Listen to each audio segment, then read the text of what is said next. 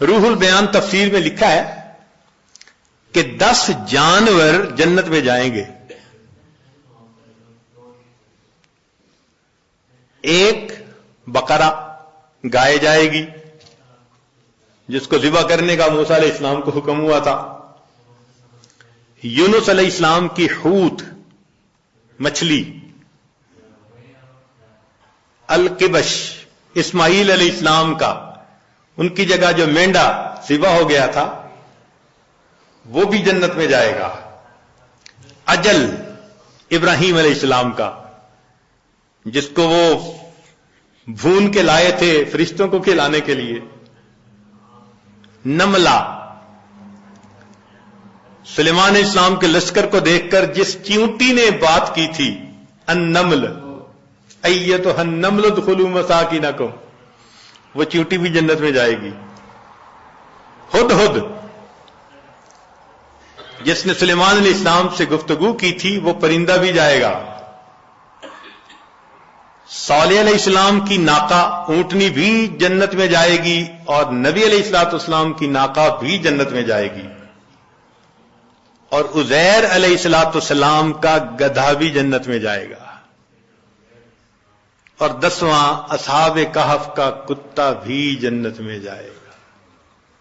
اب ذرا غور کیجئے وہ کیا منظر ہوگا کہ یہ جانور تو جا رہے ہیں جنت میں اور جس کو اللہ نے آنکھیں دی، دل دماغ دیا، نعمتیں دی، وہ انسان اپنی غفلتوں کی وجہ سے جہنم میں.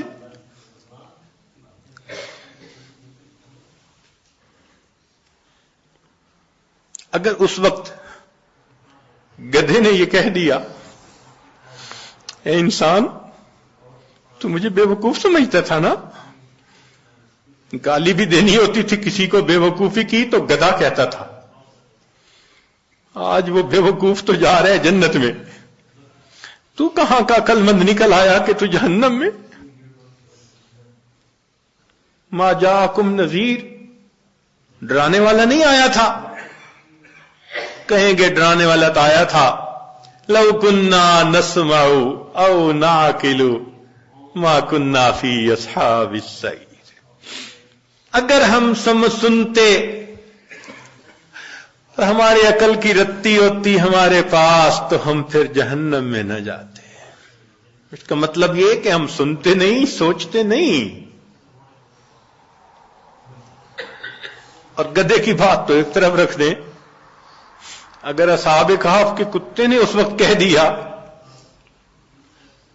کہ تم تو مجھے ذلت کی نظر سے دیکھتے تھے نا، اور میرا نام تو گالی تھا نا، اور میری حالت تو یہ تھی تم خشک ٹکڑا کھلاتے تھے، میں تمہارا در نہیں چھوڑتا تھا، اور تمہیں جو پروردگار روز نعمتیں کھلاتا تھا تمہیں اس کا در یاد نہیں آتا تھا.